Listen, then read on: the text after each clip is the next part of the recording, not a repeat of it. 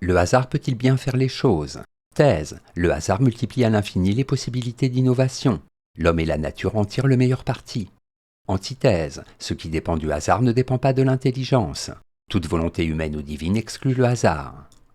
Thèse. Le hasard peut bien faire les choses. En effet, le fait qu'il y ait un monde plutôt que rien est dû au hasard. Bien des découvertes ont été faites de manière fortuite. Le hasard offre à la vie et à l'intelligence humaine un immense champ de possibles. Premier argument. L'univers, tout comme la vie, aurait pu ne pas exister. Que l'univers soit ce qu'il est, n'est pas pour le physicien d'aujourd'hui le résultat d'une nécessité. Il aurait très bien pu être autre, il aurait très bien pu ne pas exister du tout. De même, concernant l'apparition de la vie sur Terre, Jacob Monod, dans Le hasard et la nécessité, pense qu'il y avait une chance sur plusieurs milliards pour que l'ensemble des conditions dont la vie dépend soient réunies. Deuxième argument, le hasard peut seconder l'intelligence humaine. C'est bien par hasard que Christophe Colomb a découvert l'Amérique, lui qui pensait faire route vers l'Inde. Les prouesses techniques accomplies par les premiers hommes sont très probablement dues elles aussi au hasard. Cela est manifeste chez les grands singes. Des circonstances fortuites font qu'ils découvrent comment se servir d'une baguette ou d'une pierre. Troisième argument, le hasard fait la richesse de la vie. La génétique moderne a montré que la vie est le résultat de deux facteurs. La contrainte du milieu extérieur d'une part, et les mutations, les recombinaisons génétiques d'autre part. Mutations et recombinaisons qui sont le résultat, pour reprendre l'expression de François Jacob, d'une immense loterie, permettant à la vie à la fois de se diversifier et de s'adapter. En bref, le hasard est le royaume du possible. De lui dépend la diversité et la richesse du vivant. Grâce à lui, l'homme a pu découvrir nombre de choses que sa seule imagination ne lui aurait pas permis de connaître.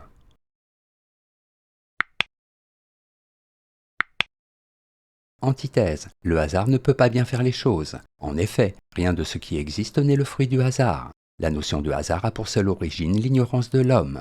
Toute perfection est le fruit d'une intelligence qui connaît la cause de ce qui est.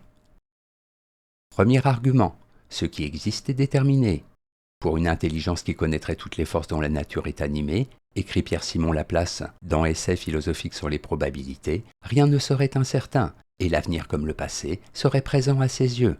L'univers en son ensemble est d'une telle complexité qu'il est impensable d'attribuer au hasard un quelconque rôle. Deuxième argument. L'homme attribue au hasard ce dont il ignore la cause. Bossuet, qui reprend une idée déjà présente dans la philosophie de saint Thomas d'Aquin, considère que ce que les hommes appellent hasard est pour Dieu un dessein. Il existe une intelligence supérieure qui préside à l'organisation de l'univers. Les hommes, ne pouvant pas la saisir en sa totalité, sont réduits à attribuer au hasard la cause des phénomènes qui les dépassent. Troisième argument. Intelligence et hasard s'excluent mutuellement. Ce n'est pas par hasard que Beethoven a composé ses symphonies. Tout ce que l'homme a commis de plus grand est le fruit d'une volonté, d'un patient travail, d'une intelligence maîtrisant toujours mieux le réel. Même si le hasard existe, il ne fait rien de bon. Il n'est que pur désordre, tant qu'il n'est pas ordonné par cette intelligence. En bref, derrière ce que l'on croit être le hasard, il y a des causes déterminantes qui échappent à l'entendement. Le pur hasard n'aboutirait qu'au désordre. Il semble bien que tout ce qui existe soit ordonné. Synthèse. En admettant que le hasard existe véritablement, il est assez difficile de penser qu'il puisse bien faire les choses. Un jeune romancier peut très bien rencontrer par hasard un grand éditeur. Cette rencontre peut lui être favorable. Si tel est le cas, cela dépend de lui et non plus du hasard. C'est l'homme, grâce à son intelligence, qui est capable de tirer le meilleur parti d'événements contingents. Quant aux phénomènes physiques et biologiques, on est en droit de se demander comment des combinaisons aléatoires auraient pu, même au cours de milliards d'années, aboutir à un ordre de complexité aussi cohérent, pour ne pas dire parfait. Cette question, en tout cas pour ce qui concerne la biologie, remet actuellement en cause les idées développées il y a plus de 50 ans par Monod, Jacob, tous deux prix Nobel de médecine. Note et commentaire. Hasard. Ce mot est d'origine arabe. Il vient de hazar, jeu de dés. L'étude mathématique du hasard a donné lieu à deux disciplines, les probabilités et les statistiques.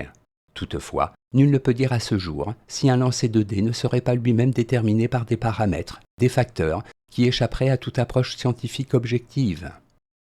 Citation. Le hasard existe sans doute, mais ne donne par lui-même aucun résultat. Pendant 2500 ans environ, le monde occidental a connu l'existence de l'électricité, découverte sans doute par hasard.